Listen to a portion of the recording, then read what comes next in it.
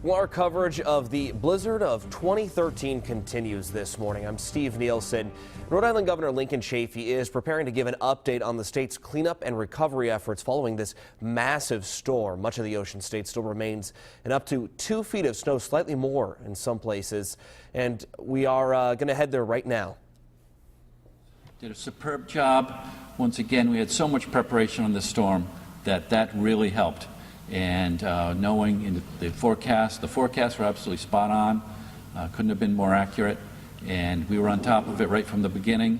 Of course, now the challenge is with National Grid, getting the power back on. We're halfway better than we were last night, so that's good. We really got through last night. I was very, very concerned about the low temperatures and loss of power and those people not availing themselves of the shelter and staying in their homes and the dropping temperatures. We came through that. From what I'm hearing from all the mayors and town managers who I was in touch with earlier this morning, got through last night well, and now we look ahead to clearing those side streets, working with the cities and towns, as I said, just on talking with all of them this morning, seeing how the state can help.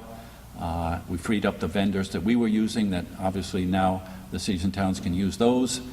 But in general, good preparation. We're well prepared for this storm. It was a big storm, bad storm, a lot of snow out there, high winds, and just to think 24 hours ago we were just concluding it, now we're here really addressing those side streets in the cities and towns and getting the power back on across the state, those areas that still are without power. So those are our concerns going forward.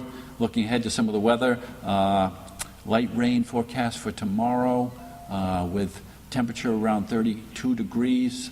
So we'll be making some decisions regarding the state offices later in the day. I know in talking to the mayors and town managers, they're concerned about opening schools in some of the communities. So we'll be looking ahead. But I'd like to once again thank the DOT workers for the terrific job they did. Still out there scraping streets that need to be scraped and putting down the material, the salt and the like, and the sand on the streets. But a really good job.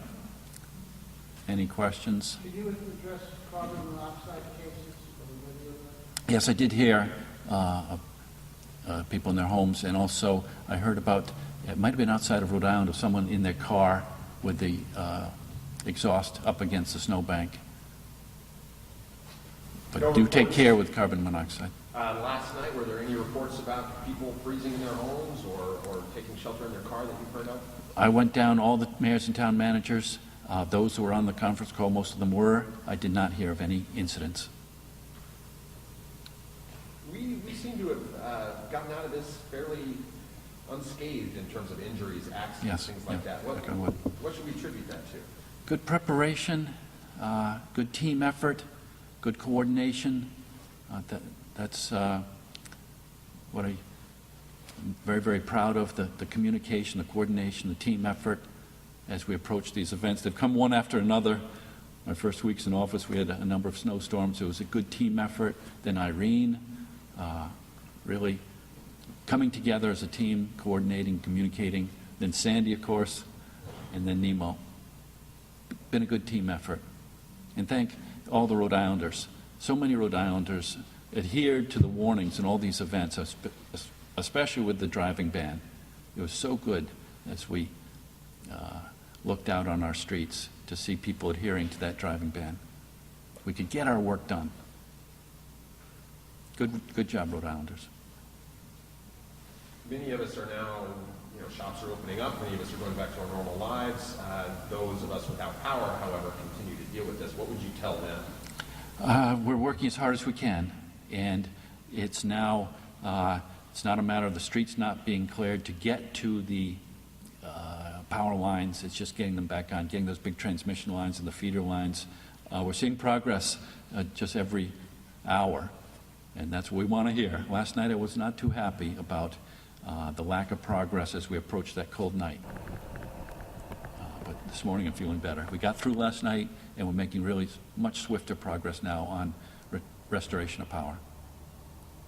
Where do we stand in terms of restoration? 70,000 the last I heard, and that's dropping all the time. So probably since I last heard, it's even lower than that. Let's hope so. Hearing good things out there from the cities and towns. People getting the power back, getting back their homes, life back to normal. We really did a good job on this storm, as best we could.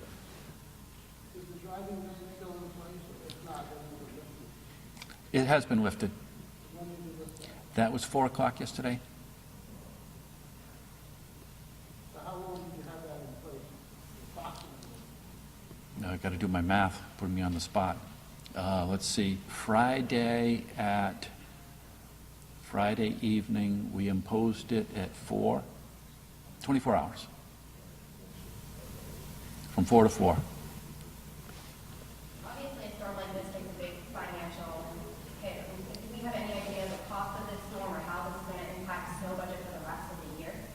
No, we haven't added up the dollars and cents yet. We're really focused on getting the job done, and we'll do that. This was a big storm. We used a lot of vendors, a lot of material. The material's expensive that we put down on the streets, but what a difference it makes, especially that pre-treatment in advance of the storm. Do you anticipate asking for federal assistance? We're evaluating that. Connecticut did and received it, from what I'm hearing just minutes earlier.